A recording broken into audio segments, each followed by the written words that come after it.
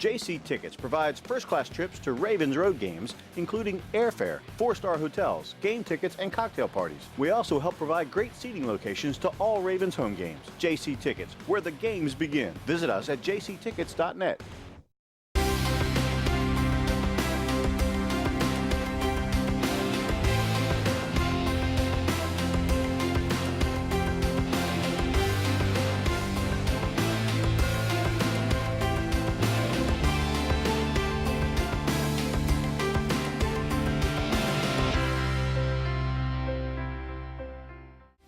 Ravens Wrap is sponsored by Bud Light, jctickets.net, Geico Insurance, Dunaway Furniture, Ocean City Golf Club, RussellStreetReport.com, Comfort Inn Gold Coast, Holiday Inn Express, BuyAToyota.com, your official site for Toyota deals.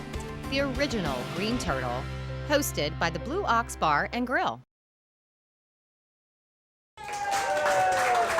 Welcome back. It's the original Green Turtles Ravens Wrap Show from the Blue Ox, 127th Street and Coastal Highway at Ocean City on Comcast Beach TV at the beautiful Ravens Room here. Mike Bradley, John Gehrig, Steve Slaza, and Bobby Vermillion here on the panel. And guys, it is Steeler Week, a quick turnaround here. You've got the Bengals game Sunday. That's come and gone, 24-16 loss. You got to pick up, move forward.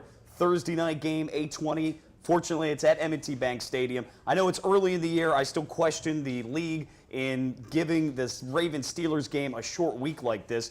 At least put it on a Sunday. But, again, it's early in the season, so they're not as banged up. I guess that's the good thing. The Pittsburgh Steelers coming off a win over the Cleveland Browns, 30-27 on a last-second Sean Sweesom field goal. Now, give credit to the Browns here. The Steelers were up 27-3 in this game. The Browns came back to tie things up before Ben Roethlisberger led one of his typical drives down the field, and then a field goal to seal things for the Steelers, who are looking to.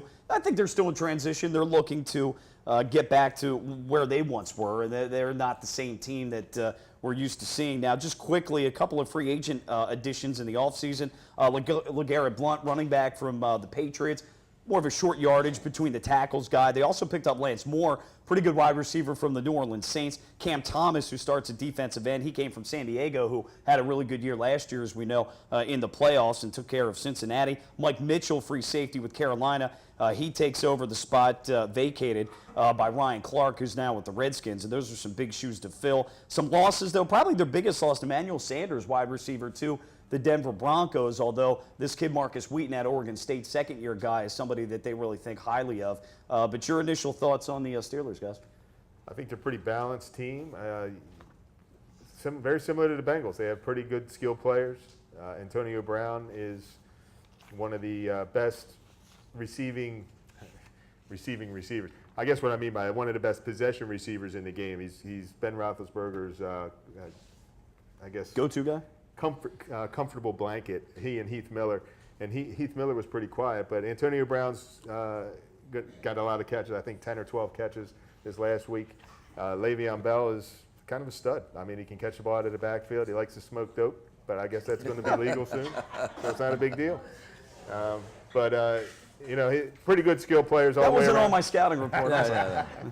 But very similar to the Bengals. I expect the Ravens to win the game, but we're going to have to play like we played in the second half of the Bengals game. Yeah, I think our biggest thing is it's not the matchups, it's us, it's our execution. You know, I thought in that game it didn't matter what they did. I mean, the opportunities were there and we didn't take advantage of them. And that's what made it so frustrating. And even when, you know, that didn't happen, we still had a chance to win at the end. And, you know, we've just got to seize it right now, because you lose this game, they're 2-0, you're 0-2. You know, you really set yourself up for a long dig out of that hole.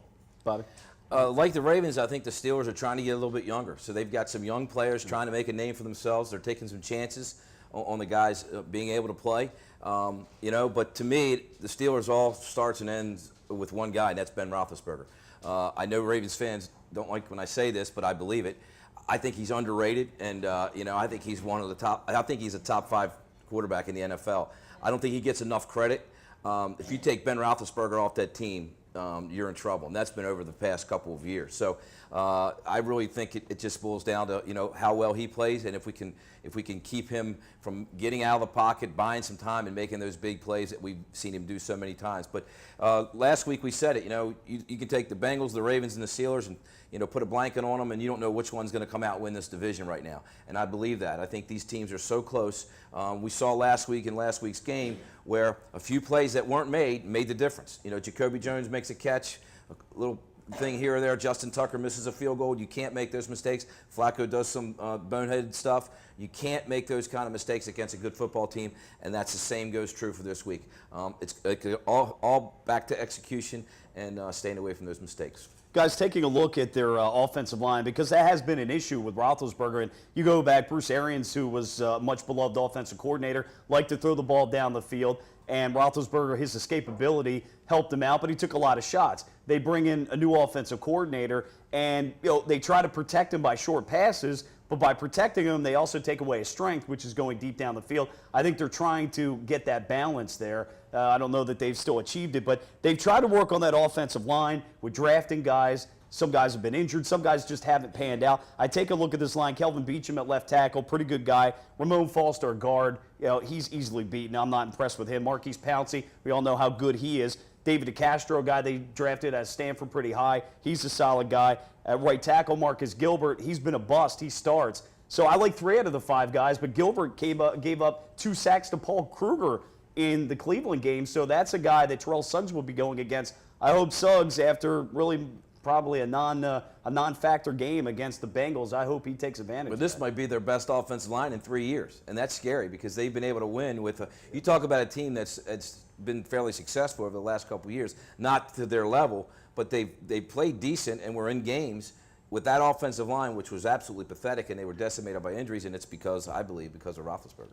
Yeah, and they're getting the ball out. Sorry, Steve. They're getting the ball. Ben's getting the ball out a lot more quickly now, too. Mike Wallace, ever since he left a couple of years ago, they're not going down the field. And that's that offense. Yeah, nearly as much. So he's getting it out quick. Ben takes a lot of punishment over the years, so they're done with that. And so we're going to need to get our hands up. We're going to definitely need to get pressure, but if we can't get there, get our hands up.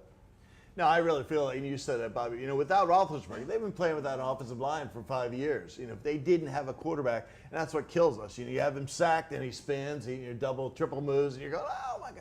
And he does it, time and time again against us. He really thrives on playing us, and that's why I'm nervous. Playing us under the bright lights on the Thursday night, he will be at his best. Well, you got to break down when you get after him in the rush. You can't go a million miles a minute because he'll move right by you, and his escapability is unbelievable. He had a heck of a play where he escaped the rush against Cleveland and threw a touchdown pass on the run to Antonio Brown, which is early on this season, one of the best plays I saw in week 1. Last week. But let's talk about a position with the Steelers, and I think one of you guys brought him up. Le'Veon Bell, second-year guy to Michigan State. One of the things the Steelers have really lacked is a solid running back the last couple of years. They've done it by committee. No one's really stood out. This kid, he can run, he can tote the rock. But isn't Bell suspended this game? They sat Blunt last week. The Steelers did this, and I believe they're sitting Bell this week, and Blunt will play. Because of just in general, though, he's a guy that's certainly very good. He's a good player, but he may not be playing in this game. Okay. I think it's just going to be Blunt this week, which I think is a little bit of a break. Who's a between the tackles guy, though, that the Ravens, a lot of people said the Ravens should have Blunt got a touchdown this week. He did? Yeah. I thought they suspended each of them for 1 game. I don't think you're allowed to suspend him, but you might be right. So I thought the team did that. So it could be. I could be I wrong. haven't seen that, but I could be wrong. I could be wrong. If Bell plays, he's a guy to watch out for. So they sat Cheech and activated Chong? Yeah, that's right. That's right. That's a good one. Yeah, but Le'Veon Bell is a real deal. He's a second-year guy. 3-tool guy. Yeah, he rushed for over 100 yards. That Cleveland defense is a very solid defense. Their defensive front's one of the best in the league. He was slashing through there. He can catch the ball out of the backfield. He's a lot like Bernard, but a better between the tackles runner. He's just a more complete NFL running back than what we saw this last week. I think he's going to be a stud in the league, and we're just going to need to be – it's a balanced offense here, so we're going to need to be disciplined in all aspects of the game. We need to tackle. I mean, our inside linebackers need to show up, and they need to make tackles. Mosley just is – he gets there, but he's missing too many tackles, and we're going to need to be disciplined and execute. And then on the offensive side of the ball, we're just going to need to move the chains. So we need to minimize. Like I said earlier, we've been talking about this. kind of duplicate what we did in the second half and run the ball, which will open up the passing game, and the passing game will open up the running game, and we'll move down the field. But it's going to be fun. I think I don't know if it's a must-win deal, but kind of feels that way. I think you are already must-win, but it's like, the second half, I thought really they opened up. It's a shame that we couldn't reverse that. Started out that way. I think we will start out the second game that way. And defensively, I think it's going to help. Like you were saying, that there are some linemen we can take advantage of. We're going to come out. We're going to pressure them because if we can't sit back against Ben, he will pick us apart. They have some linemen and definitely some schemes that we can take advantage of. And as usual, it's going to be a field goal game or a one-point game. It's always a field goal game, yeah. Ironically, guys, the weakness of the Steelers' defense is a lot like ours. They're trying to get a lot younger and quicker, more speed on the defensive side of the ball. So there's probably some plays to be made there. Agreed. But the weakness of that defense is the secondary. And ironically, it's my guy that may have to sling it a little bit. Be Joe Flacco. That's right. So we might be talking. We got to catch him on 1 week. If the Ravens win, we'll be talking about how great number 5 is next week. I really thought in the draft when they drafted Shazier that they sort of forced our hand in taking Mosley. As we almost had to keep up with them to take a tough inside kid, and we basically us and the Steelers took the 1 and 2 inside linebackers in the draft. So Shazier out of Ohio State had a good game the other day, and it's a revamped front. I mean, Thomas, McClendon, Hayward, Raelds, Shazier, Timmons, Jones. Not the typical names we're used to seeing with the Steelers front seven, but you're right. But the Browns did run on them, and Terrence West was the Cleveland Browns' leading rusher. The kid out of Towson went to Northwestern out of Baltimore City because Ben Tate, who was averaging over 5 yards a carry, he went out sadly with a knee injury. Local kid out of Snow Hill and Stephen Decatur. But the Browns were able to run the ball. They got a good offensive line, but guess what? So do we. And I think to your point, too, with as aggressive as they are, our offense, misdirection, going one way, coming back the other. I think that's going to work in our favor against the Steelers. Palomalu, though, he was a leading tackler yesterday, 11 sacks. This kid, Jason Wilds, left outside linebacker, he's going to be up against Rick Wagner. So Wagner, for a second straight week, is going to have his hands full. But all in all, I thought outside of the one sack, did a pretty good job yesterday. Well, it's Steelers week. When Steelers and Ravens play, that's all it needs to be said. Right? 60 seconds predictions. Well, I've got to go with the Ravens. I could never pick the Steelers, so I'm going to go with a low-scoring game. We said the Ravens would need 30 points last week. I'm going to go 2017 Ravens. I will go low-scoring game too. I will say 17-16 Ravens. I'm going to go Ravens. Surprise. But I think we get in the end zone. I'm going to say 31-24. Wow. All right. I'll take the Ravens 19-16 with the Ray Rice situation. It's great. They're on a short week. Play ball, get it out of their heads. They'll be good to go. Go Ravens and Steelers week. We're back next week. The Ravens Rap Show right here on Comcast Beach TV. See ya.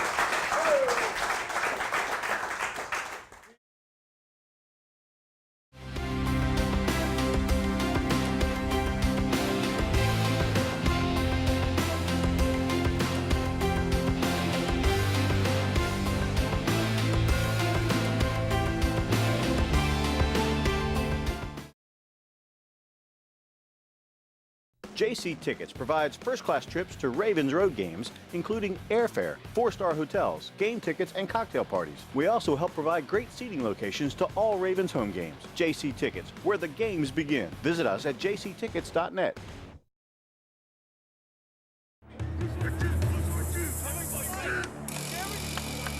What's this all about? We're giving Rich the NFL experience of a goal line dive. Really?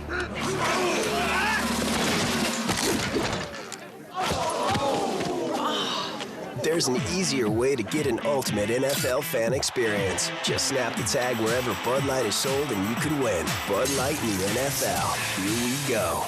Can I make it? On the internet, yes. Into the end zone, no.